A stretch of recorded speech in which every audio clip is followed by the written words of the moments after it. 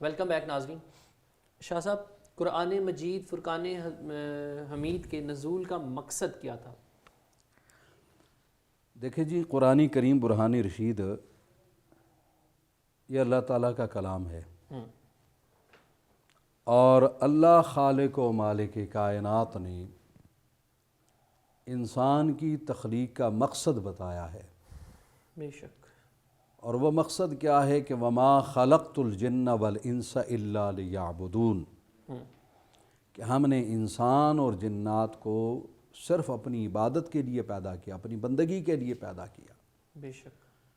تو اللہ تبارک و تعالیٰ کی بندگی کیسے کی جائے؟ انسان جس کو اللہ تعالیٰ نے پیدا کیا ہے وہ اپنی زندگی کیسے گزارے، ٹھیک ہے، اس کے لیے ایک ضابطہ ہونا چاہیے،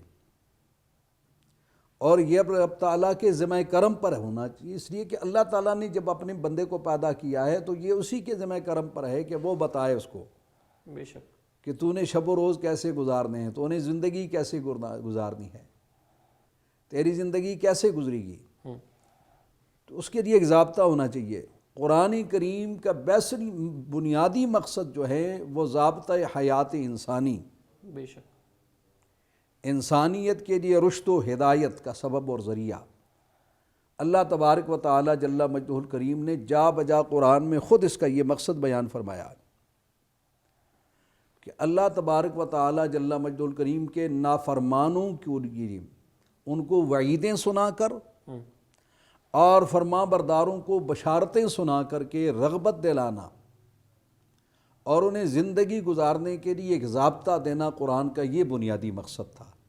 چونکہ بیسیکلی مقصد قرآن کو سمجھنے کے لیے یہ ضروری ہوگا کہ قرآن کا مخاطب کون ہے،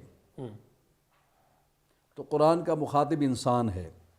ٹھیک ہے، آپ قرآن کو دیکھیں گے نا تو قرآن کریم نے جہاں مخاطبہ کیا ہے تو وہ انسان سے ہی کیا ہے، ٹھیک ہے، یا انسانوں کے گروہ سے کیا ہے۔ تو مخاطب جب قرآن کا انسان ہے، اور اگرچہ اللہ تبارک و تعالی جل مجدہ الکریم نے صرف انسان ہی کو عبادت کے لیے پیدا نہیں کیا بلکہ جنوں کو بھی پیدا کیا ہے، لیکن اللہ تبارک و تعالی جل مجدہ الکریم نے قرآن کریم کے اندر جنوں کو مخاطب کر کے یہ نہیں فرمایا کہ میں نے تمہیں عبادت کے لیے یا میری عبادت کرو، لیکن انسان کو مخاطب کر کے یا ایھا الناس اعبدوا، اے لوگو عبادت، یعنی انسانیت کو مخاطب۔ تو یعنی چونکہ قرآن کا مخاطب انسان ہے اور انسان کی تخلیق کا مقصد جو ہے وہ اللہ تعالیٰ کی بندگی اور عبادت ہے، تو قرآن کریم کے نزول کا مقصد بھی یہی ہے کہ انسان کو وہ بتائے کہ اللہ کی عبادت کیسے کی جائے، اللہ کی بندگی کیسے کی جائے، اس نے زندگی کیسے گزارنی ہے، اللہ کی فرمانبرداری کس چیز میں ہے، نافرمانی کس چیز میں ہے، دنیا اور آخرت کے اس تمام ضابطوں کا نام یہ قرآن کریم ہے، اور یہی قرآن کا مقصد ہے۔ ٹھیک ہے ناظرین، قرآن مجید فرقان حمید وہ کتاب ہے جو سابقہ کتابوں کی تمام حق باتوں کا حکم کرتا ہے اور ان پر عمل کرنے پر ابھارتا ہے۔ اس کتاب میں گزشتہ قوموں، امتوں اور انبیاء اور رسولوں کی حکایات بھی بیان کی گئی ہیں۔ اب آگے آتے ہیں کہ قرآن مجید فرقان حمید میں 7 منزلیں ہیں، اس میں سورتوں کی تعداد 114 ہے، اس کے بعد اس کے پارے 30 ہیں، اس کے حزب 60 ہیں، رکوع 540 ہیں، آیات 6236 ہیں، الفاظ 77,845 اور حروف 3,30,730 ہیں۔ اب اس میں سے وہ صورتیں جو مکہ کے اندر نازل ہوئیں ان کی تعداد 87 یعنی 87 ہے، اور مدنی صورتیں جو کہ مدینہ المنورہ میں نازل ہوئیں ان کی تعداد 27 ہے۔ قرآن مجید فرقان حمید میں لفظ محمد 4 بار لیا گیا ہے۔ قرآن کا موضوع انسان ہے کیونکہ قرآن مجید فرقان حمید میں بار بار انسان کو مخاطب کیا گیا ہے۔ نزول کا دورانیہ 609 سے 632 دن کا ہے۔ یعنی ناظرین، قرآن مجید فرقان حمید اللہ تبارک و تعالیٰ کی وہ پاک کتاب ہے جو اللہ تبارک و تعالیٰ نے ہم انسانوں کو اس کا نزول ہم انسانوں پر کیا بحیثیت مسلمان۔ ہمارے اوپر اللہ تبارک و تعالیٰ نے اپنے آخری محبوب جناب حضرت محمد صلی اللہ علیہ وآلہ وسلم کی امت پر نازل فرمایا، اور 23 سال کے عرصے میں اس کو نازل کیا گیا. یہ وہ پاک کلام ہے جس کے اندر اللہ تبارک و تعالیٰ نے دنیا کے اندر دنیا گزارنے کے اور آخرت کے حوالے سے تمام احکامات اور تمام چیزوں کے اوپر ڈیپلی روشنی ڈالی گئی، اور اس کے اندر وہ تمام احکامات اور حکم صادر فرمائی گئی ہیں جو دنیا کے اندر رہ کر ہم اپنی دنیا اور آخرت کو سنوار سکتے ہیں. یعنی دنیا کے اندر قرآن مجید فرقان حمید سے رہنمائی لے کر ہم اپنی آخرت کو بہتر کر سکتے ہیں. آپ کی طرف آتا ہوں، قرآن مجید فرقان حمید کا تعارف قرآن کی زبانی کروا دیں. جی، بسم اللہ الرحمن الرحیم. بہت شکریہ جی. آپ نے پوچھا کہ قرآن مجید کا تعارف قرآن کی زبانی. قرآن کی ہر آیت جو ہے وہ منہ بولتا ثبوت ہے کہ یہ وہ قرآن ہے، یہ اللہ کا کلام ہے. قرآن کا جو تعارف قرآن مجید میں بھی ہوا بے شمار، یعنی 57 مرتبہ القرآن کا لفظ آیا. صرف الف لام استغراق کے بغیر جو قرآن کا جو لفظ آیا وہ بھی 10 مرتبہ آیا. 3 مرتبہ قرآن ہو کا لفظ، تقریباً یہ جو آئے 70 مرتبہ قرآن کا ذکر قرآن مجید میں ہوا. مختلف صورتوں میں مختلف آیات مبارکہ میں قرآن کا تعارف کرایا گیا. اصل میں قرآن مجید عربی زبان میں نازل ہوا. عربی جو زبان ہے یہ اپنی فصاحت اور بلاغت کے اعتبار سے ایک بہت وسیع زبان ہے. جہاں دنیا میں بہت ساری زبانیں ناپید ہو چکی تھیں، ختم ہو چکی تھیں، مٹ چکی تھیں، تو اللہ تعالیٰ نے اس عربی زبان کو، جو ایک بڑی فصیح اور بلیغ زبان تھی لیکن لوگ اس پر جمع نہیں تھے، تو اس کو جب نازل کیا قرآن کو عربی زبان میں، تو اس میں ایسا ہوا کہ سب کو اس میں جمع کر دیا. اب چلیں آگے. اب قرآن کی فصاحت اور بلاغت، یہ عربی زبان کا لفظ تھا. چونکہ یہ مشہور ہے کہ جو مکہ کے جو لوگ تھے، جو عربی زبان بولنے والے لوگ جو تھے، یہ اپنی عربی زبان پر بڑا فخر اور بڑا گھمنڈ کرتے تھے. گویا یہ ان کے ہاں ایک بات مشہور تھی، ایک جملہ مشہور تھا کہ وہ اجمیوں کو گونگا سمجھتے تھے. اجمیوں کو گونگا سمجھا جاتا تھا. تو وہ عربی یعنی وہ بولنے والی جو زبان جس کو کہا گیا فصاحت اور بلاغت کے اعتبار سے وہ قرآن مجید ہے، عربی زبان اس کو کہا گیا ہے. تو عربی زبان میں چونکہ یہ قرآن مجید نازل ہوا اور عربوں میں نازل ہوا، اور عرب بڑے فصیح اور بلیغ، یعنی وہ بڑے خطباء میں تھے، بڑے شعراء تھے ان میں، اور ان کے ہاں یہ مشہور تھا کہ جب بھی کوئی اچھا کلام لکھتا نا تو اسے کعبۃ اللہ پر لٹکا دیا جاتا. اور پھر اس سے اوپر کا کوئی کلام لاتا تو پھر وہ اپنا کلام لا کر وہاں لٹکاتا اور پچھلے کلام کو اتار دیا جاتا. تو یہ ایک رواج تھا فصاحت اور بلاغت کا عرب میں. تو اسی طرح جب قرآن مجید نازل ہوا، قرآن مجید کی جو سورہ قریش کی 3 آیات مبارکہ جب نازل ہوئیں، تو مسلمانوں نے سوچا، صحابہ نے، کہ جب عرب میں یہ رواج ہے کہ جو بھی فصیح اور بلاغت کا کوئی اچھا اشعار لکھتا، بڑا خطیب جو ہوتا، بڑا نامی گرامی قسم کا جو بلاغت کا جو ماہر ہوتا، فصاحت کا جو ماہر ہوتا، وہ اشعار لکھ کر یا کوئی کلام لکھ کر وہ اس کو کعبۃ اللہ پر لٹکا. کیوں نہ ہم بھی، یہ اللہ کا کلام ہے، یہ اپنی فصاحت اور بلاغت میں بے مثال ہے، اس کا حسن بے مثال ہے، تو اس کو کیوں نہ کعبۃ اللہ کی دیوار پر لٹکا دیا جائے. تو اس کو جب لٹکا دیا گیا تو بڑے لوگ حیران ہوئے، ششدر ہوئے. بڑے بڑے فصیح اور بلیغ قسم کے لوگ، بڑے بڑے شعراء قسم، بڑے بڑے خطباء آئے کہ ہم اس کی مثال پیش کر سکیں، لیکن وہ عاجز آ گئے. تو یہاں تک وہ کہنے پر مجبور ہو گئے کہ ما ھذا الکلام البشر، کہ یہ کسی بندے کا کلام نہیں ہے، یہ رب کا کلام ہے. بے شک. تو یہ کلام یعنی ایسا تھا کہ جو اپنے سننے والوں میں شیرینی اتار دیتا ہے، جو کبھی مغلوب نہیں ہوتا. یہ کلام ایسا ہے جو ہمیشہ غالب رہتا ہے. بے شک. تو یہ اس کی مثال نہ لا سکے، اس پر عاجز ہو گئے.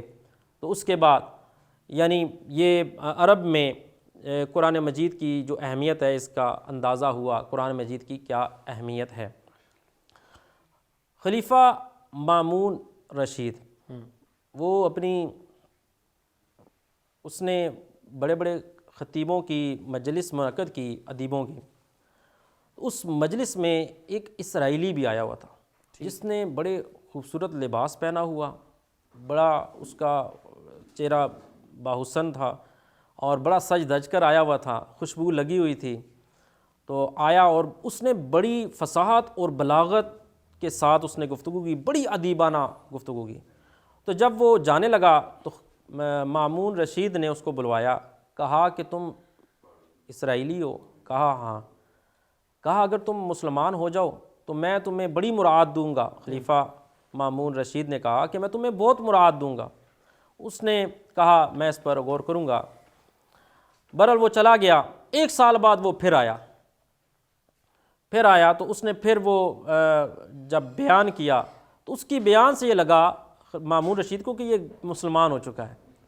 تو جب وہ وہی ادیبانہ اور بڑے مؤدبانہ بڑے حسین امتزاج کے ساتھ اس نے جب گفتگو کی تو وہ واپس جانے لگا تو آپ نے پھر اس کو بلا لیا. کہا مامون رشید آپ نے فرمایا کہ کیا تم وہی شخص نہیں جو 1 سال پہلے آئے تھے؟ تو کہا میں ہاں وہی ہوں. کہ آپ تم نے اسلام قبول کر لیا ہے؟ کہا ہاں میں نے قبول کیا. کہا کہ جب آپ نے مجھے کہا کہ تم اسلام قبول کر لو تو میں نے جا کر سوچا کیوں نہ میں سب کو آزماؤں. تو میں نے تورات جو تھی جو حضرت موسیٰ علیہ السلام پر نازل ہوئی، میں نے اس کو تورات کو لیا کیونکہ وہ تورات کا بھی حافظ تھا، اس کا علم تھا اس کے پاس، تورات کا بھی، انجیل کا بھی، تمام آسمانی کتب کا اس کے پاس علم تھا، وہ اسرائیلی تھا. تو اس نے تورات کی آیات لکھی اور اس میں چند ایک میں ردف بدل کر دی، تبدیلی کر دی، اور اس کو جا کے یہودیوں کے پاس اس کو بھیج دیا. انہوں نے اس کو لے لیا، اس میں کوئی اعتراض نہ کیا، اپنے پاس انہوں نے محفوظ رکھ لیا. پھر اسی طرح کہا کہ میں انجیل میں نے اس کی لکھی آیات اور اس میں تھوڑی بہت تبدیلی کر دی. تو میں نے کیا کیا، میں نے عیسائیوں میں اس کو تقسیم کر دیا، ان کو دے دیا. انہوں نے بھی اس پر اعتراض نہ کیا اور اس کو قبول کر لیا. تو اسی طرح زبور جو حضرت داؤد علیہ السلام پر نازل ہوئی اس کو لکھا، ان میں تقسیم کر دیا. تو انہوں نے بھی کوئی اعتراض نہ کیا، اس میں نے ہر ایک میں تبدیلی کی، سب میں تبدیلی، تورات میں بھی کرتا رہا، انجیل میں بھی کرتا رہا، زبور میں بھی کرتا رہا. میں نے تمام کتب میں الفاظ کے ہیر پھیر کے ساتھ، تبدیلی کے ساتھ میں نے سب کو دی، کسی نے کوئی اعتراض نہ کیا، کوئی تبدیل نہ کیا. تو اس کے بعد میں نے قرآن مجید اس کی آیات کو لیا، اس میں رد و بدل کیا، تو میں نے کسی مکتبہ پر اس کو فروغ کر دیا. تو چند ہی دن بعد مجھے رابطہ کیا گیا کہ آپ یہ آ کر لے جائیں، اس میں یہ خامیاں ہیں اور اس میں یہ تبدیلی ہوئی ہے، یہ درست نہیں ہے. تو مجھے یہ لگا یہ کتاب ایسی کتاب ہے جو محفوظ کتاب ہے، یہ محفوظ کتاب ہے اور اس میں کوئی تبدیلی نہیں ممکن. تو جو پہلی جتنی بھی کتابیں ہیں ان میں رد و بدل کے چانس ہیں، ممکنات میں سے ہے، اس میں تبدیلیاں ہو چکی ہیں، لیکن یہ ایک محفوظ اللہ کا کلام ہے اور یہی مجھے اس کو قبول کرنا چاہیے. میں نے اس لیے اسلام قبول کر لیا. بتانے کا مقصد یہ ہے اس واقعہ سے کہ قرآن کی اہمیت کیا ہے. قرآن کی اہمیت دیکھیں اس بات سے کہ اللہ تعالیٰ نے اس میں رمضان کے مہینے میں، یعنی اللہ تعالیٰ کے تمام ماہ میں مقدس جو مہینہ ہے وہ رمضان کا مہینہ ہے، وہ مقدس مہینہ وہ رمضان کا مہینہ ہے. تو قرآن کو اس مہینے میں اتار کر یہ بتا دیا، اس کی اہمیت سے اندازہ لگایا جاتا ہے یہ کتنا مقدس کلام ہے. اسی طرح تمام انبیاء کرام میں افضل ترین نبیوں میں افضل ترین نبی وہ کون ہیں؟ وہ جناب محمد رسول اللہ صلی اللہ علیہ وآلہ وسلم ہیں. جس طرح آپ نبیوں میں تمام نبیوں سے افضل ہیں، اللہ تعالیٰ نے آپ کو یہ کلام قرآن مجید دے کر آپ پر اتار کر یہ بتا دیا کہ جس طرح تمام نبیوں میں افضل نبی جناب محمد رسول اللہ صلی اللہ علیہ وسلم ہیں، اسی طرح تمام کتابوں میں افضل ترین اور محبوب ترین جو کتاب ہے وہ قرآن مجید ہے. اس کی قرآن کی بے شمار آیات یہ کھول کھول کر اس کی فصاحت اور بلاغت اور قرآن مجید کا یہ اعجاز ہے، یہ اپنے سننے والوں کو موہ لیتا ہے. اس کے دل میں ایک ربط، ایک تجسس پیدا ہو جاتا ہے سننے والے کا. اگر تجسس نہ ہوتا تو حضرت عمر فاروق کبھی اسلام قبول نہ کرتے اس قرآن مجید کو سن کر. تو یہ قرآن کا اعجاز ہے، یہ قرآن کی فضیلت ہے، یہ قرآن کی عظمت ہے، یہ قرآن کی شان ہے جو ہمیں قرآن مختلف اس کی ہر آیت بے مثل و بے مثال ہے، اس کی ہر صورت جو بے مثل و بے مثال ہے، اور اس کا جو نزول ہے یہ یکبارگی نہیں ہوا۔ اگر حضور نبی کریم مکے میں ہوں تو مکے میں نازل ہو رہا ہے، مدینے میں ہوں تو مدینے میں نازل ہو رہا ہے، آپ گھر میں ہوں گھر میں نازل ہو رہا ہے، مسجد میں ہوں مسجد میں نازل ہو رہا ہے، اگر آپ بستر عائشہ پر ہوں تو وہاں پر بھی نازل ہو رہا ہے۔ قرآن کی اہمیت یہ قرآن کے خود پارے بتاتے ہیں کہ یہ قرآن کی کیا اہمیت ہے۔ تو بتانے کا مقصد یہ ہے، قرآن بڑی عظمت والی کتاب ہے، بڑی فصاحت والی کتاب ہے، بڑی بلاغت، اس سے محبت کریں گے تو یہ اپنے خزانے باہر نکال کر آپ کو عطا کرے گی۔ اس کے اندر وہ خزانے چھپے ہوئے ہیں جو کسی اور جگہ آپ کو نہیں مل سکتے۔ بے شک۔ شاہ صاحب میں تھوڑی سی، انہوں نے بہت خوبصورت باتیں کی اور بہت ہی جامع قسم کی گفتگو فرمائی، بڑی پیاری۔ قرآن سے پوچھیں اے کتاب بتا تیرا نام کیا ہے، تو وہ آگے سے جواب دے گا بل ہوا قرآن مجید فی لوح محفوظ۔ قرآن سے ہم پوچھتے ہیں قرآن بتا تجھے بھیجنے والا کون ہے، کس کی طرف سے تو آیا، تو قرآن جواب دے گا تنزیل من رب العالمین۔ قرآن سے ہم پوچھتے ہیں قرآن یہ کتاب بتا تو آیا کس کے پاس ہے، تو قرآن جواب دے گا بما نزل علی محمد صلی اللہ علیہ۔ اور قرآن سے ہم پوچھتے ہیں قرآن تو بتا تیرا مقصد آنے کا کیا ہے، تو کس لیے آیا ہے، تو قرآن خود بتائے گا ھدی للمتقین، کہیں بتائے گا ھدی للناس۔ اسی قرآن سے جب ہم پوچھتے ہیں قرآن بتا تو کس مہینے میں آیا، تو قرآن خود جواب دے گا شہر رمضان الذی انزل فیہ القرآن۔ اور اسی قرآن کریم سے جب ہم پوچھتے ہیں قرآن تو بتا کہ تیرا چونکہ تو دن کو آیا یا رات کو، تو قرآن کریم خود جواب دے گا انا انزلناہ فی لیلۃ القدر۔ اور اسی قرآن کریم سے جب ہم پوچھتے ہیں قرآن بتا تو کس زبان میں آیا، تیری زبان کیا ہے، تو قرآن خود جواب دے گا انا انزلناہ قرآنا عربیا۔ الغرض یعنی قرآن اپنا تعارف خود پیش کرتا ہے اور اس انداز کے ساتھ پیش کرتا ہے کہ ہر چیز قرآن خود بتا دیتا ہے۔ ناظرین، سحر انگیز گفتگو کا سلسلہ اسی طریقے سے جاری رہے گا، لیکن یہاں پر چلتے ہیں بریک کی جانب۔